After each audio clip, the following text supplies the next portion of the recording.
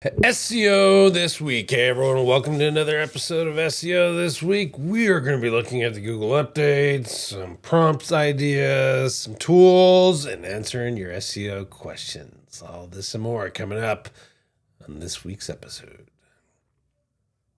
Did you know a press release alone isn't enough? Visibility is key. You need a multi-platform strategy to share your story across news, audio, video, and social media. Welcome to Magic PR, where your press release transforms into a powerful media experience, maximizing exposure and engagement. We distribute your release to top outlets like Yahoo Finance, Bloomberg, Business Insider, and more.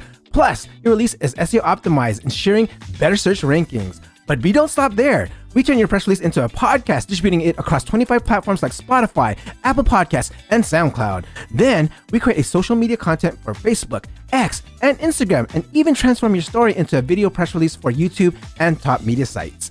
Video drives over 80% of higher engagement, and short-form content is king. We make viral videos for your YouTube Shorts, Instagram Reels, and more. At Magic PR, we don't just publish, we amplify.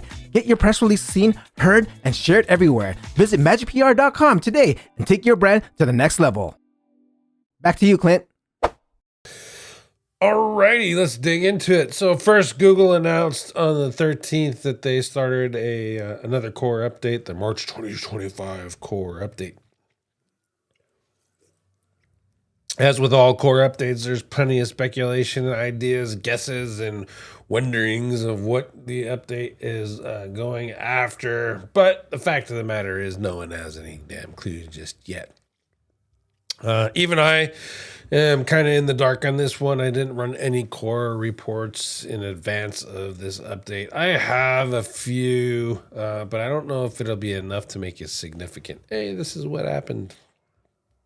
Like I used to before, but we might get some idea. I will say a couple of my clients are dropping a little bit, a couple of my clients stay the same, a couple of my clients went up, so it's really nothing drastic, you know what I mean? So there's no sky is falling appearances or anything like that. I would probably surmise that there's going to be a lot of HTML changes, and there go our rank tracker is going to be a little jacked for a little bit.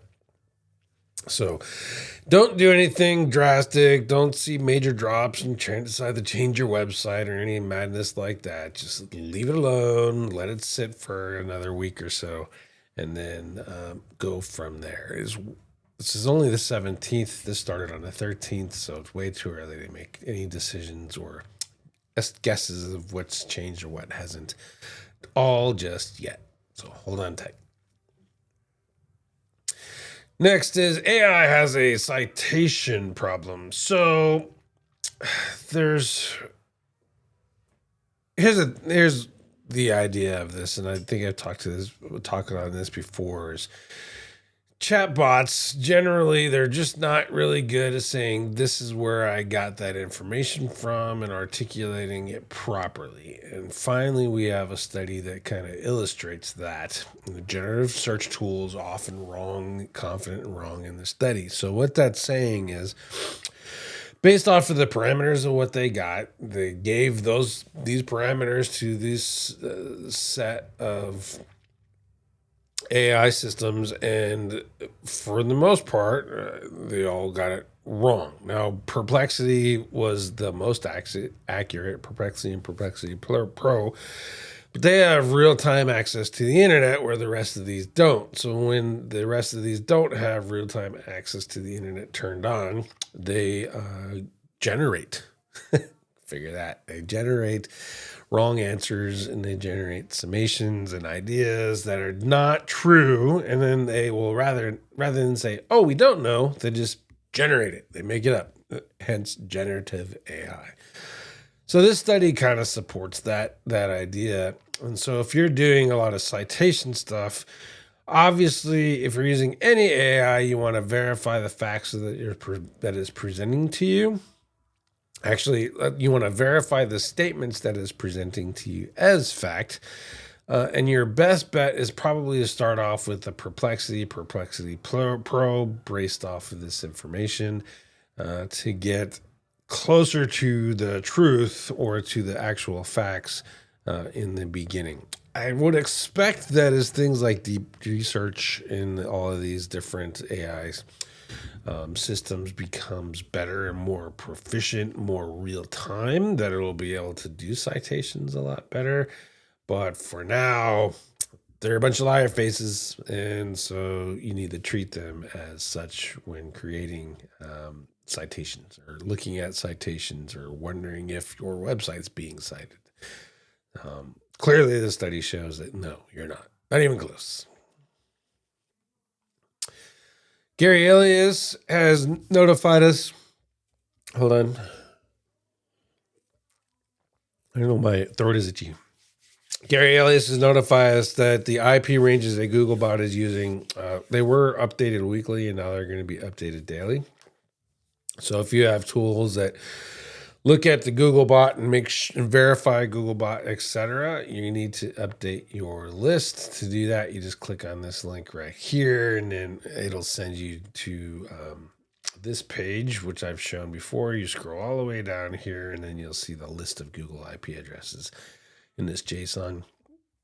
You can just bookmark this too, but essentially, if you want to see if people are pretending to be Googlebot, you can bounce it off the IPs right there and get the accurate, make sure that the right Googlebot is, or the real Googlebot is the one that's showing it.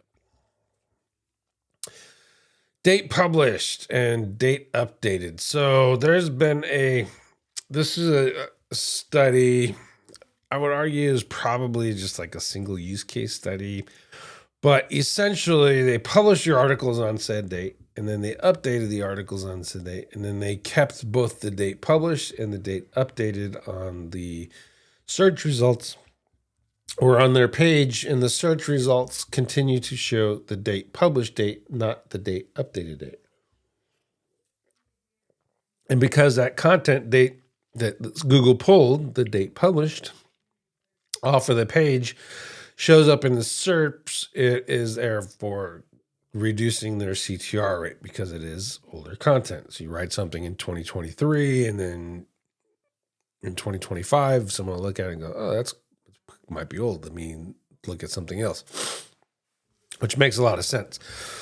So if you are using date published and date updated on your page, you keep it in the schema, but if you're using it on the page, just keep date updated, the most recent date the content was looked at, not necessarily the date published. That way, in the SERPs, it'll present the correct date for you. And just changing this and getting it recrawled is not going to magically fix it. Google has to do it at its own heart's content, but that is how you address this to potentially increase your CTR rate in SERP. SEO Content Compression Experiment. So the idea here is 2 articles have 1,500 words. One article repeats a whole bunch, and then the other one is 100% unique. The one that is 100% unique, or ergo rank higher than the one that has, I won't say unique. Actually, I think unique is the wrong word. It's repetitive. So the one that's not repetitive is more likely to have unique words, unique, and cover unique things, whereas a repetitive article will say things over and over again or using the same words. And then compression, the idea behind this compression is to turn this string of words. And here's an example of how that kind of works. There's 4 A's. Let's pretend these are 4 words. So it's compressed to 4A. There's 2 B's. So 2 B's and then 1 C. And that is ergo compressed. So what they've done is they took this whole big old list of keywords and they got search results from all of those. I've done this similarly when I did my web page optimization, Core Web Vitals. Is Core Web Vitals a ranking factor? I've done something to this extent where you run a keyword in all of these different markets, and then you get 100 search results, and then you do a correlation study. Correlation is not causation, but a lot of stuff that is causal does correlate. So they did this test. My test showed that HTML the actual weight of the HTML was in fact a ranking factor, although a minor one in Core Web Vitals, which was the only one that was verified. About everything that was in Core Web Vitals, it's the only one that actually counted. And this is kind of in with those findings. However, the compression ratios, and we'll get into the math here too much, but if you look at the graph, this content being compressed didn't really have all that much of an effect on rankings. So it's kind of a myth-busted thing. I would actually just want to point out that this is a really good write-up. There could have been a little bit more information in regard to the data and the data set, and seeing some more of this stuff and how they compressed it or how they achieved compression would be cool, or the tool that they used to do it. So they used a Python gzip library to compress the text found on each page. So, is even Google using gzip? Maybe, who knows, but that's something that would be cool to duplicate as well. But I like this write-up. I like that they gave all of the keyword sets. This is a great set of keywords if you're doing testing across multiple things. So I would check out this page. It's definitely worthwhile.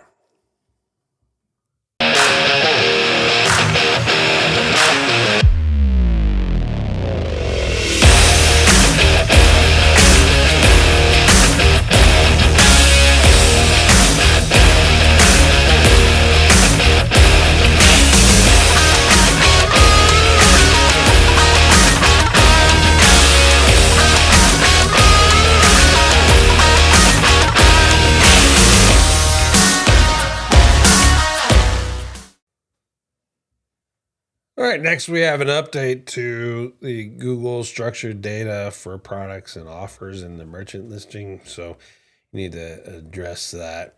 They're setting it as required now, and they just essentially added a returns type. Let's see if I can find it again here for you. But basically, that's return country specifications is what they added. Let's see. Unit price, blah, blah, blah. Shipping. I'm looking for it. It's there. Shipping details. Here we go. Returns. Price specification. Return policy country. That's what they required that to be in there. So, add that if you don't have it already. I would check to see if it's a required thing or a suggested thing. As a matter of fact, we can go ahead and do that right now. We'll go to, where is it? I lost it.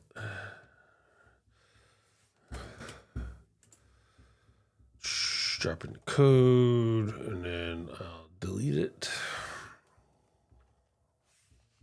Test the code and we'll see what we get.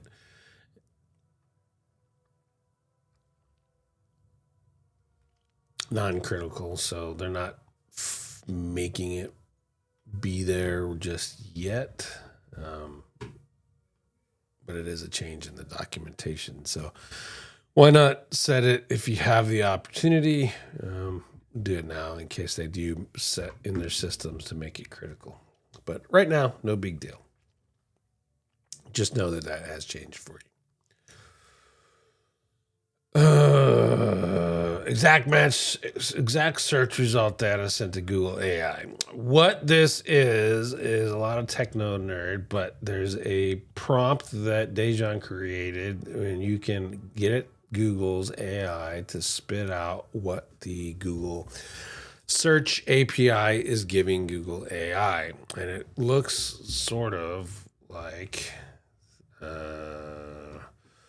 There's a better version right here, like this. Source, title, URL, and the snippet. And then the additional info is the additional info, which I think is interesting. And I would like to figure out if we can really figure out where Google is getting this from. Like, how do we teach Google systems that this is a relevant additional info for the page? Because if you look at it, custom cycle jerseys mentions designing cycle jerseys online, high quality tool, 3D tool designer, right? Offers custom cycle journey design with an online lab, additional highlights, designing custom cycle journeys all over. So it's really on point in regards to describing the page. So how do we feed that information to Google so the API understands our pages that concisely so that it's feeding the AI that information when using Google AI?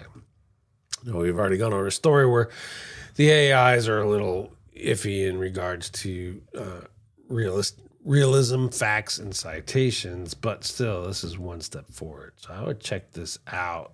If anything, you can just kind of glean some ideas. And maybe if you're doing some competition analysis, you use this prompt, get these and get the additional information, and then say, I need a page that offers cycling jerseys with an online design lab that highlights custom designs, that kind of information. So your pages cover all of these things that the additional info says, and potentially you can rank higher. Seems like a good test to me. So check that out. Prompts for better product descriptions. This is practical e-commerce. Really, it didn't really basically what it does is it's breaking down a Google prompt 5-step prompt generation framework: task, contents, references, value, and iterate. And here's the task, here's the context, here's the references, i.e. examples. Evaluate what you're doing and then do it over and over again until you get the desired response that you're looking for in how to write product pages. I would think that there's better ways to do this, but if you don't have any ideas or any frameworks right now or how you write your prompts to get the best out of your page, your product descriptions and stuff, this would be a good start for sure. I want to run this through my own little prompting process and see if I can even come up with something just like one copy paste click bang. So if you guys are playing around with prompting like I am, this is definitely a good place to start. Figure out the ideas, test their theories, and then run through and create some prompts that'll do this for you. Google hijacks restaurant bookings.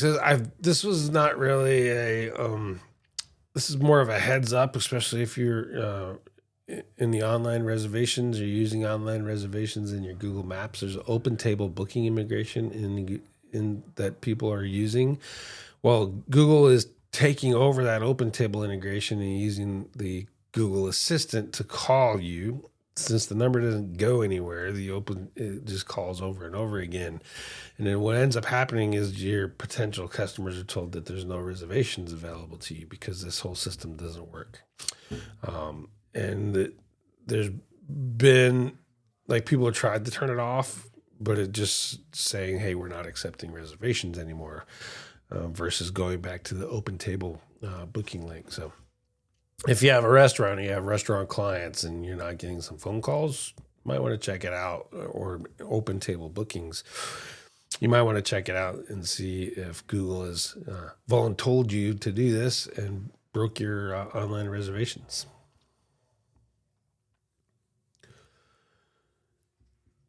Angelic SEO. If you're thinking about ideas on doing AI agents or creating agent workflows to do SEO tasks, and plenty of people are doing it.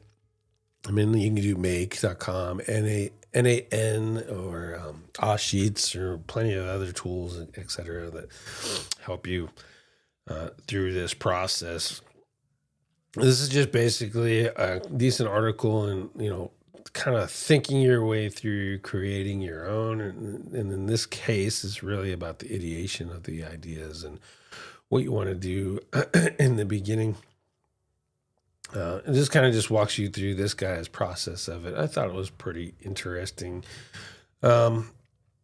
I don't know if it needs a whole new lexicon, but we have if this then that. Now we're just applying that concept with AI, and we're calling them AI agents. It's right. So, yeah, it's if this then that on steroids now with AI. But there's a little bit of we've done that before kind of thing. But you can look at some of the processes and some of the workflows that are available.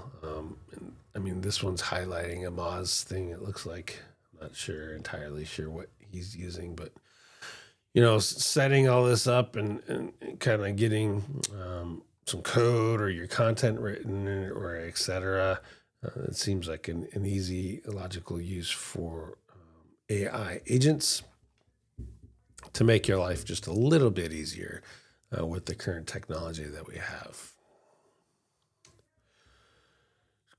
John Mueller and company's robots refresher posts have continued. This one is actually talking about more specifically the robot stuff you want to put on your page using Meta or X robots, and the different things that you could possibly do with it to assist with the implementation of your Robots.txt. So these two systems work together. It's called REP mechanism. And the X robots tag and the Meta name are all part of the rep. You use one or the other. You don't need to use both, and then you use that in conjunction with your Robots.txt to make sure things like parameter URLs aren't indexed, and pages you don't want indexed, or pages you don't want crawled, etc., are accounted for properly inside of those tags. And Google, in theory, will follow those for you. That's kind of the whole point behind this. Is if you get the Robots.txt right, you can make crawling easier for Google. And I think that's really why this emphasis on Robots.txt is coming better, because they're going to actually start following it a little bit more. Just a theory. So if your Robots.txt actually legit says don't add these parameters, then in theory, Google should actually start doing that now. Maybe that's in the March 25 update. That would be good, I think. Alrighty. Let's get into tool time.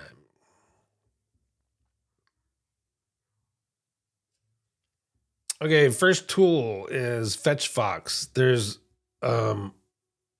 It's not free. There is pricing for it, but you get 1,000 free scrapes. So essentially what this is a scraper. There are more templates.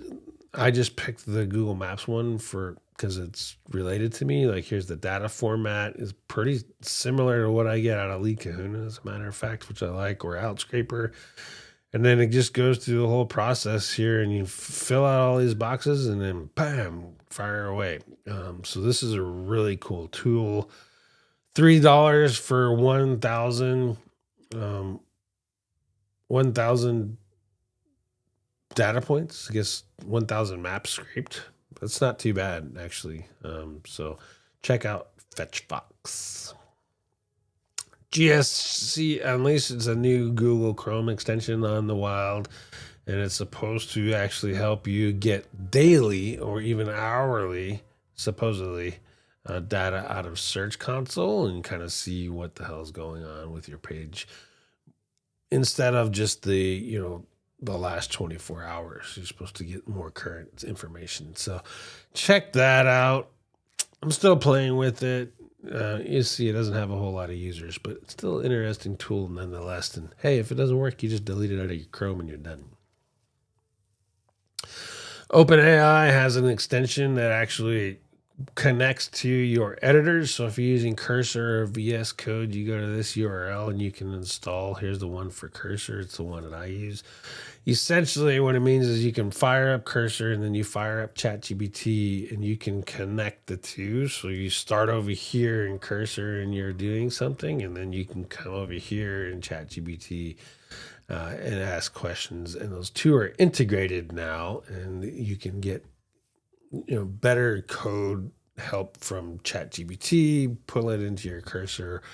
That works really, really good if you're working with a project that has multiple files. Because if you know, when you're doing multiple files, it's not really interconnecting things, but you can interconnect them via conversation in ChatGPT so that when, it knows, hey, I have all these files now. We've created this one, and how's the interoperability and all that stuff working together, and that all works well. So check this out if you're playing with code stuff. All right. Let's close it out with SEO questions. I got 3 from Reddit. This is the SEO and citation references question. I've gotten this actually from a couple clients too, but this one is in the medical industry specifically. So the idea is if I cite high quality authoritative sources when I'm writing my content, Google will rank me higher. And in the medical industry, it has been my experience, especially doing rehab SEO, that pages that have cited sources do indeed rank higher than pages that don't. And it's a play on the EAT. And really, if you think about how I talk about EAT is just a bunch of checkboxes. Does it have an about page? Yep. Contact page? Yep. Is there, does he mention the author's bio? Is it there? Yep. Does the bio say that they're an expert? Yep. And you're right. So, and then having citations or references, bibliography, if you were, on your content have been very helpful, especially in the medical space. So you can look, WebMD, all those other sites, they're all doing it, and it works. It works like gangbusters compared to not doing it.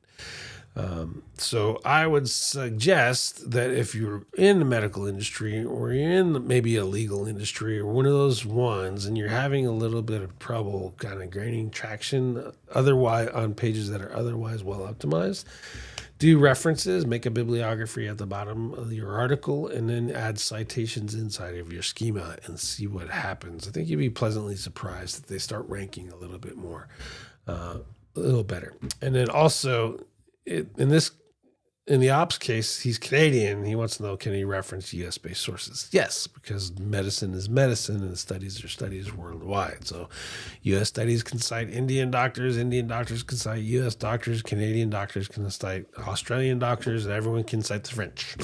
And it's just fine.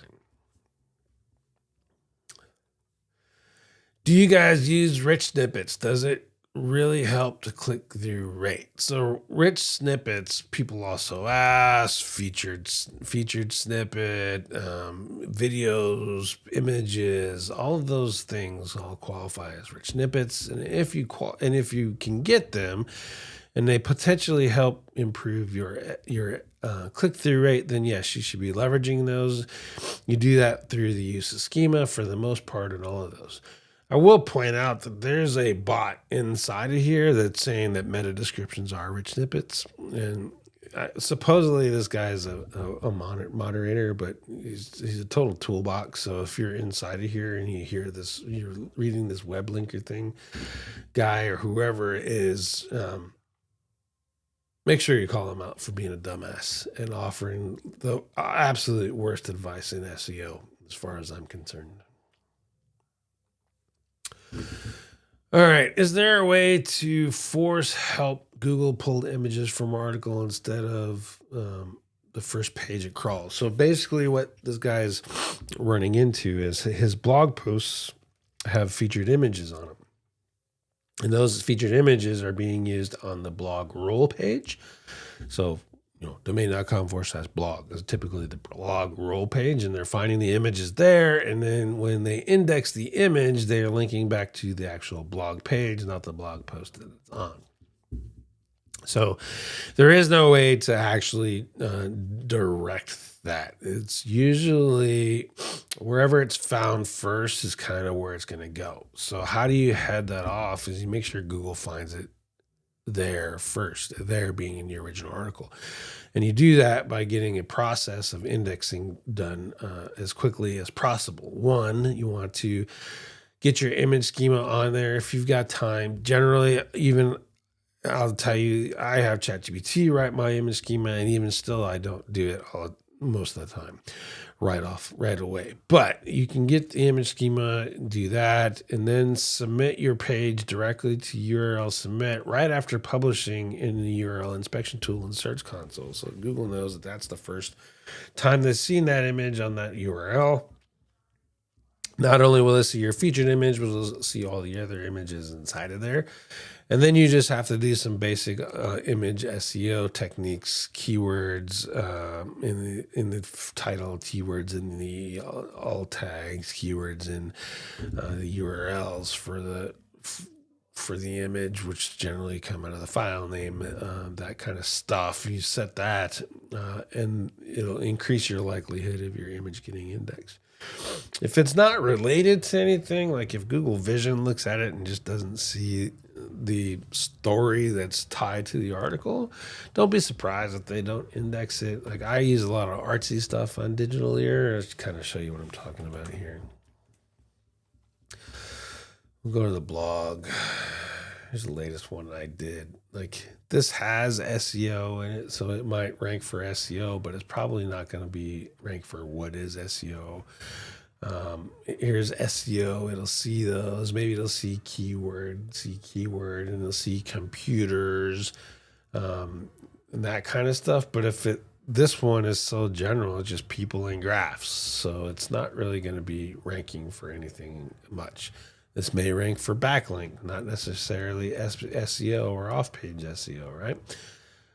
So think about it that way. Like, if you're lucky, you're going to get a couple of these that might get traffic. If you're lucky, you're better off doing, kind of like what I do. Just go in here and drop in a leaders board and find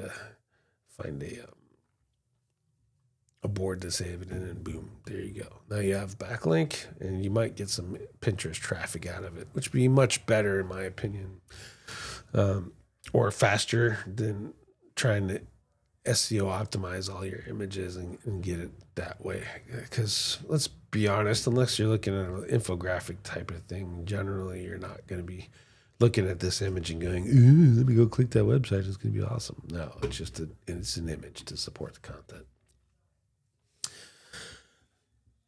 All right. I hope that does you some good. I hope you got some good information today. We covered some news, got some tools, and answered some questions.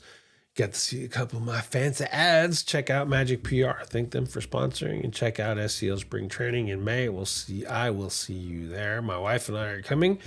Figured out our dog situation. My wife is well enough to travel, and she asked if she could come. So, that's good because I get to spend some quality time with her and go see all of you guys at a SEO conference. So probably one of the best SEO conferences of the year.